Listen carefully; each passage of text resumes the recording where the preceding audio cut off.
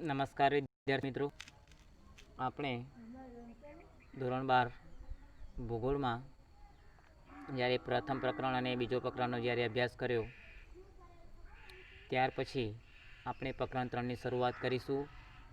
તો પ્રકરણ 3 માનવીની પ્રાથમિક અને દ્વિતીયક પ્રવૃત્તિઓ.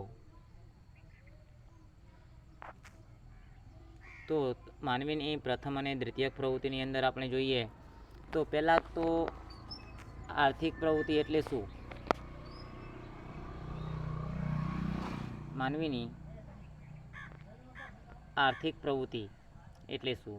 તો આર્થિક પ્રવૃત્તિ એટલે કે અર્થ એટલે કે નાણું. અર્થ એટલે નાણું.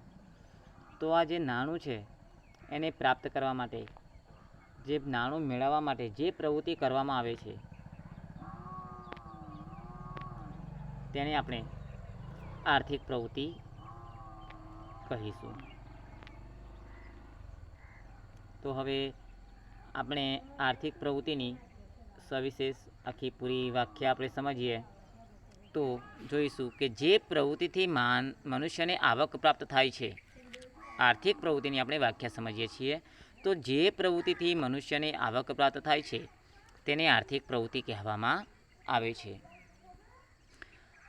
તો હવે આપણે આર્થિક પ્રવૃત્તિને 5 તબક્કાની અંદર વહેંચણી કરવામાં આવે છે. તો જે આપણે અત્યારે પ્રકરણ 3ની અંદર અભ્યાસ કરી રહ્યા છીએ તે 2 પ્રવૃત્તિઓ છે, પ્રાથમિક પ્રવૃત્તિ, દ્વિતીયક પ્રવૃત્તિ. તો આપણે આર્થિક પ્રવૃત્તિના 5 તબક્કા જોવા મળે છે. તો કયા કયા? તો જોઈશું આપણે પ્રાથમિક પ્રવૃત્તિ, દ્વિતીયક પ્રવૃત્તિ, તૃતીયક પ્રવૃત્તિ, ચતુર્થક પ્રવૃત્તિ અને પંચમ પ્રવૃત્તિ. આ 5 તબક્કા આપણને જોવા મળે છે વિદ્યાર્થી મિત્રો. તો જેથી આપણને આ પ્રકરણ 3ની અંદર મુખ્ય તો આપણને પ્રાથમિક પ્રવૃત્તિ અને દ્વિતીયક પ્રવૃત્તિનો અભ્યાસ કરવાનો છે. પણ હવે પછીના જે પ્રકરણની અંદર પ્રકરણ 4 અને 4ની અંદર આપણને તૃતીયક, ચતુર્થક અને પંચમ પ્રવૃત્તિનો અભ્યાસ કરવાનો છે. જો વિદ્યાર્થી મિત્રો આપણને જે આ 5 પ્રવૃત્તિઓ છે એ આ 5 પ્રવૃત્તિઓ બોર્ડની પરીક્ષાલક્ષી છે. મોસ્ટ 100% મોસ્ટ IMP સમજો. 5માંથી 3 પ્રવૃત્તિઓ તો અવશ્ય આવે છે ને આવે છે. શોર્ટ નોટ તરીકે આવે છે, સંક્ષિપ્તમાં પ્રશ્ન તરીકે આવશે કે સવિસ્તાર તરીકે આવશે જ. તો આ મુદ્દા પર તમે ખાસ ધ્યાન દોરજો. બીજું કે આપણે જ્યારે જે આ 5 પ્રવૃત્તિઓ છે એ શાને આધારિત છે? તો આ 5 પ્રવૃત્તિઓ છે એક આપણા પર્યાવરણને આધારિત છે. તો પર્યાવરણ કોને કહેવામાં આવે છે? તો જ્યારે પરિવત્તા આવરણ એટલે કે જે આપણી આસપાસનું જે આવરણ આવેલા છે તેને આપણે પર્યાવરણ કહેવામાં આવે છે. તો આપણે પર્યાવરણની અંદર આપણે ભૌતિક તત્વોની વાત કરીએ વિદ્યાર્થી મિત્રો, તો ભૌતિક સંસાધન જેવા કે આપણને જમીન દેખવા મળે છે. જમીનને આપણે બીજા પર્યાય તરીકે ભૂમિ તરીકે પણ ઓળખીશું. જળ એટલે કે પાણી, આજુબાજુની વનસ્પતિ, બાંધકામ નિર્માણની જે સાધન સામગ્રીઓ છે તે અનેક ખનિજોનો ઉપયોગ પણ લેતા હોઈએ છીએ. તો આમ અત્યારે પ્રાચીન સમયના જે માનવીની વાત કરીએ કે આદિ અનાદિકાળથી જે માનવી પોતાનું જીવન ગુજારતો હતો, જ્યારે માનવીનો ઉદ્ભવ થયો ત્યારની વાત કરીએ છીએ તો તે પહેલાં પ્રાચીન સમયમાં શું કરતો હતો અને કેવી રીતના પ્રવૃત્તિ કરીને તે આગળ વધતો હતો તેની વાત કરવાની છે વિદ્યાર્થી મિત્રો. તો હવે આપણે આદિ અનાદિકાળની એટલે કે પ્રાચીન સમયની વાત કરીએ તો પહેલનો માનવી ભટકતું જીવન ગાળતો હતો. પ્રાચીન સમયમાં માનવી કેવું ભટકતું જીવન ગાળતો હતો. અને આદિમાનવ એટલે કે આદિમાનવ જ્યારે ભટકતું જીવન ગાળતો હતો પણ તે ખોરાકમાં શું લેતો હતો? આપણને પ્રશ્ન થાય કે આદિમાનવ જો ભટકતું જીવન જીવતો હોય પણ એ ખોરાક માટે તો કંઈક તો લેતો હશે ને. તો આદિમાનવ ખોરાક માટે જેમ કે જંગલમાં રહીને જંગલમાંથી ફળો છે, વૃક્ષોના પાંદડા છે, તેના મૂળો છે, તેમજ જંગલમાં ફરતા પશુઓનો પણ શિકાર કરી અને તેઓ સમુદ્ર કિનારે વસી અને માછલા એટલે કે માછીમારી દ્વારા તેઓ ખોરાક મેળવતો હતો. અને જેમ કે શરીર ઢોકવા માટે પણ તેની પાસે વસ્ત્રો ન હતા.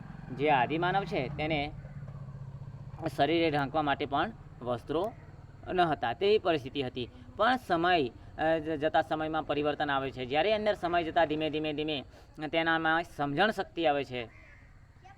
સમજણ શક્તિ આ આદિમાનવ કેળવે છે તેવા કૌશલ્યોથી.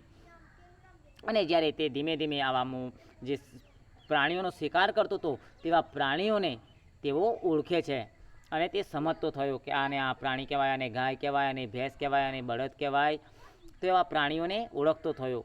જેમ કે પાલતુ પ્રાણીઓ ઘેટા છે, બકરા છે, ગાય છે, ભેંસ છે, ઘોડું છે, જેવા પાલતુ પ્રાણીઓને તે ઓળખતો થયો અને તે શિકાર કરતો બંધ થયો અને પ્રાણીઓનું મહત્ત્વ પણ સમજતો થયો.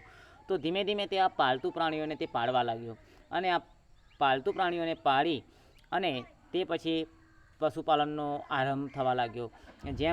જેમ કે ગાય, ભેંસ, બકરી જેવાને દુધાળા પશુઓને ઓળખતો થયો. જે આર્થિક પ્રવૃત્તિ માટે જે ઉપયોગી પશુઓ છે તેમનું મહત્ત્વ સમજતો થયો. જે ભારવાહક પ્રાણીઓ છે તેમને ઓળખતો થયો. એમ અલગ અલગ પ્રાણીઓને, વિવિધ પ્રકારના પ્રાણીઓને તેઓ ઓળખતો થયો અને માહિતગાર બની ગયો. તો આમ પશુપાલનની પ્રવૃત્તિનો આરંભ કર્યો અને ત્યાર પછી તે પશુઓના ઉપયોગથી ખેતીકામની શરૂઆત. આવા પશુઓનું મહત્ત્વ સમજતો થયો અને પશુઓના મહત્ત્વથી તે ખેતીનો આરંભ શરૂ કર્યો. ખેતીકામની શરૂઆત કરી, પણ પહેલાં કોઈ પણ કામ કરવું હોય તો ક્યારેય સક્સેસફુલ નથી જવાતું. પણ પેલું કહેવત છે વિદ્યાર્થી મિત્રો કે નિષ્ફળતા એ સફળતાની ચાવી છે. તો એક વખત માનવી તે નિષ્ફળ જતો હોય, પણ વારંવાર નિષ્ફળતા જો તે પ્રયત્નો કરતો હોય તો એને સફળતા મળતી હોય છે. અંગ્રેજીમાં એક પણ કહેવત છે કે અ વિલ અનટ્રાય ન વે, એટલે જ્યાં સુધી તમને સફળતા ના મળે ત્યાં સુધી તમે પ્રયત્નો ચાલુ રાખો. તો તેવી જ રીતે આ માનવી સતત પ્રવૃત્તિશીલ બનતો હોય છે અને ધીમે ધીમે ખેતીકામની શરૂઆત કરે છે. જેમ કે પછીની અસ્થાયી ખેતી કરવા લાગે છે કે અહીંયાથી એક જગ્યાએથી બીજી જગ્યાએ, એક જગ્યાએ તેને નિષ્ફળતા મળી હોય તો બીજી જગ્યાએ તે સફળતા માટે ખેતી કરતો હોય છે. તેમ અસ્થાયી ખેતીકામમાંથી તે સ્થાયી ખેતી કરવા માટે વળતો હોય છે. ત્યારે તે ખેડૂત કહેવાય છે. ખેતી કરતા માણસને શું કહેવાય છે? ખેડૂત કહેવાય છે. કારણ કે આપણો દેશ એ ખેતી પ્રધાન દેશ છે વિદ્યાર્થી મિત્રો. તો આમ ખેડૂત તરીકે ખેતી કરતો હોય એટલે ખેડૂત તરીકે ઓળખવા લાગ્યો. અને જે માનવી ખેતી તરફ ન વળ્યા હોય તે ખેડૂતની જરૂરિયાતો પૂરી કરવા વિવિધ કારીગર વર્ગવાળા કામ તરફ વળ્યા. દાખલા તરીકે તો આપણે એક વાત કરીએ છીએ તો કોઈ સુથારી કામ શીખતો હોય, કોઈ કડિયા કામ શીખતો હોય, કોઈ ખેતી કામ શીખ્યો હોય, કોઈ ચિત્રનું ડ્રોઈંગ કામ શીખતો હોય, કોઈ શિલ્પ સ્થાપત્યનું કામ શીખતો હોય. એવા અલગ અલગ જેમાં જેને રુચિ હોય છે તે રુચિથી પોતાનું કામ અને પ્રવૃત્તિ કરતો હોય છે અને તેના કામમાં તે સક્સેસફુલ જતો હોય છે. તો આ માનવી હોય છે તે ખેતી તરફ, તો અમુક વર્ગના માણસો હોય છે તે ખેતીમાં કામ કરતા હોય છે અને જે ખેતીનું કામ જેને નથી ન કરતા હોય તે અન્ય વર્ગ જે હોય છે તે અન્ય મજૂર કામના, જેમ કે મજૂર વર્ગ તરીકે કોઈ ખેતરની અંદર નિંદામણ કરવા માટે આવે એટલે મજૂર વર્ગો તરીકે પણ અમુક વ્યક્તિઓ કામ કરતા હોય છે અને આર્થિક પ્રવૃત્તિ કરતા હોય છે. તો આપણે એમ કહી શકીએ તો અમુક માનવી ખેતી તરફ વળ્યા છે અને ખેડૂતની જરૂરિયાતો પૂરી કરવા માટે જેવી કે વિવિધ કારીગરવાળા કામ તરફ વળ્યા છે. જ્યારે આ ગ્રામીણ કારીગર વર્ગ અસ્તિત્વમાં આવ્યો. આના કારણે આપણને ગ્રામીણ વર્ગ અસ્તિત્વમાં આવ્યો કે એક વ્યક્તિથી બીજા વ્યક્તિથી ત્રીજા વ્યક્તિથી એમ પરિવારથી કુટુંબ, એમ આખું પરિવાર બને, પરિવારમાંથી આખું કુટુંબ બને છે અને કુટુંબમાંથી એક નાનું ગામડું થાય છે. તેમાંથી ગ્રામીણ કારીગર વર્ગ અસ્તિત્વમાં આવે છે. આમ ખેડૂતો અને અન્ય જે મહેનતુ હોય છે, મહેનત કરવાવાળા જે કારીગર વર્ગો હોય છે એને આપણે શ્રમિકો કહીએ છીએ. તો ખેડૂતો અને અન્ય શ્રમિકો વચ્ચે નિયમનનો વ્યવહાર શરૂ થાય છે આના વચ્ચે. તો ત્યાર પછી આપણે ગામડાનું કદ અને તેના આકારમાં પરિવર્તન જોવા મળતું હોય છે. તો તેની સાથે ગામડાના લોકોનો પરિવર્તનનાથી વિસ્તાર તેમનો વધવા લાગે છે. તો વિદ્યાર્થી મિત્રો, આપણને આ આદિકાળથી જે પ્રાચીન સમયમાં આપણે જે ખેતી પ્રધાન જે મહેનતી વર્ગ, કારીગર વર્ગ અને ખેતી પ્રધાનમાં વ્યક્તિઓની જે આર્થિક પ્રવૃત્તિ જે કરે છે તેની વાત કરવામાં આવી. ત્યાર પછી આપણે જોઈએ છે કે 18મી સદીમાં ઔદ્યોગિક ક્રાંતિની શરૂઆત થઈ. તો ઔદ્યોગિક ક્રાંતિની શરૂઆત 18મી સદીમાં થઈ, પણ ક્યાં આગળ થઈ હતી? તો જ્યારે ઔદ્યોગિક ક્રાંતિની શરૂઆત 18મી સદીમાં થઈ પણ યુરોપમાં થઈ હતી વિદ્યાર્થી મિત્રો. તો આ 18મી સદીમાં યુરોપમાં ઔદ્યોગિક ક્રાંતિની શરૂઆત થઈ. તો આ ક્રાંતિની અસર આપણને ક્યાંક આફ્રિકા છે, એશિયા છે જેવા વિવિધ ખંડોની અંદર આપણને જોવા મળે છે. જેમ કે જો આપણને એને કૃષિ એટલે કે ખેતી પર આધારિત પણ આપણને જોવા મળે છે. શિક્ષણના શિક્ષણ પ્રદાનને ઉપર પણ આપણને તેની અસર જોવા મળે છે, સ્વાસ્થ્ય પર તેની અસર જોવા મળે છે.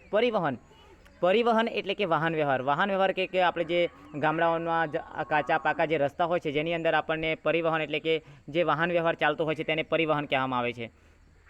તો આ પરિવહન છે. પછી સંદેશા વ્યવહાર એટલે પહેલાં પત્રો, તાર ટપાલ જેવા પત્રોથી આપણે તેને મેસેજ પહોંચાડવામાં આવતો હતો, સંદેશો પહોંચાડવામાં આવતો હતો. અત્યારે આધુનિક યુગની અંદર આપણે કોમ્પ્યુટર છે, ઈમેલ છે, જેના દ્વારા આપણે સંદેશો થોડા ઝડપી મોકલી શકીએ છીએ.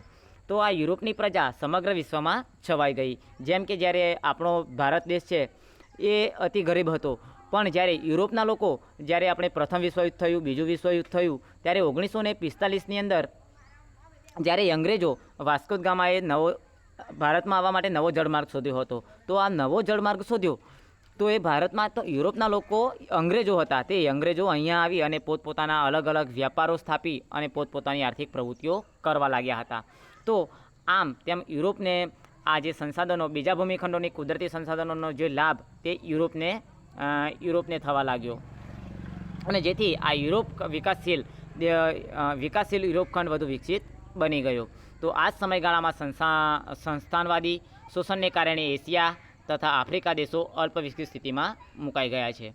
ત્યાર પછી આપણે વિદ્યાર્થી મિત્રો જોઈએ તો જ્યારે 2 વિશ્વયુદ્ધો પછીની જે વૈશ્વિક પર્યાવરણ પર વિપરીત અસર થવાના કારણે માનવીને પોતાના વિકાસ માટે વિચારવાનું શરૂ કર્યું. જ્યારે 2 વિશ્વયુદ્ધો થયા ત્યારે વૈશ્વિક પર્યાવરણ એટલે કે આખા વિશ્વની અંદર જે પરિસ્થિતિ ચાલતી હતી, જે વિપરીત અસર તેને જોવા મળતી હતી. પહેલાં આપણે યુરોપની વાત કરી કે યુરોપના લોકો અંગ્રેજો જ્યારે ભારતમાં આવી અને નવો વેપાર ધંધોની સવલતો ઊભી કરી, એક દેશમાંથી બીજા દેશમાં જ્યારે વેપાર કરવા, વેપાર ધંધા માટે, આયાત અને નિકાસ માટે જતા હતા, તો આવી વિપરીત અસરોના કારણે માનવી પોતાના વિકાસ માટે વિચારવાનું શરૂ કર્યું. કારણ કે પોતાનો વિકાસ માટે અત્યારે પણ આપણે જોઈ રહ્યા છીએ કે દરેક માનવી પોતાના સ્વાર્થ માટે જ કામ કરતો હોય છે. અત્યારે તમે દરેક વસ્તુ એ જ વિચારી શકશો, પણ જાતે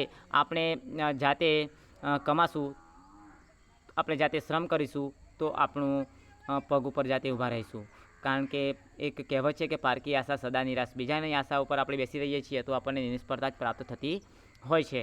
તો આ જ વસ્તુ આપણને ટૂંક સમયમાં જ આ માહિતી તંત્રનો વિકાસ થયો અને 1980ના દશકામાં આપણે પશ્ચિમ યુરોપીય દેશોમાં જ્ઞાનનું નિષ્પાદન અને પ્રસારણ અગત્યનો વ્યવસાય બની ગયો છે. જેના પરિણામે 20મી સદીમાં માહિતી ક્રાંતિ થઈ અને જેનાથી દૂરસંચાર પ્રૌદ્યોગિકના પરિણામે સમગ્ર માનવજાતના વિકાસના દ્વાર ખુલી ગયા છે. તો હવે વિદ્યાર્થી મિત્રો, આપણે જે આ માનવીની આર્થિક પ્રવૃત્તિનો પ્રસ્તાવના અભ્યાસ કર્યો, ત્યાર પછી આપણે માનવીની આર્થિક પ્રવૃત્તિના પ્રકારો સમજીએ. તો માનવીના આપણે જે પ્રકારો, જે મેં તમને જે 5 તબક્કાઓ દર્શાવ્યા હતા, તે 5 તબક્કાઓ જ આપણને માનવીની આર્થિક પ્રવૃત્તિના પ્રકાર છે. જેમ કે પ્રાથમિક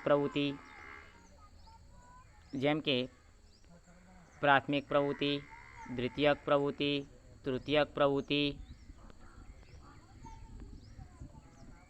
ચતુર્થક પ્રવૃત્તિ, પંચમ પ્રવૃત્તિ, આ 5 પ્રકાર આપણને જોવા મળે છે. તો હવે આ 5 પ્રકારો આપણે આવતા વિડીયોની અંદર સવિશેષ મુદ્દાસર સમજીશું. તો વિદ્યાર્થી મિત્રો, આભાર. તમને આ જે આપણે પ્રસ્તાવના જે માનવીની આર્થિક પ્રવૃત્તિમાં જો ખ્યાલ ન આવ્યો હોય તો નીચે આપણને કોમેન્ટ બોક્સ આપેલ છે. કોમેન્ટ બોક્સની અંદર તમે લખી અને મેસેજ દ્વારા જણાવી શકો છો. અસ્તુ.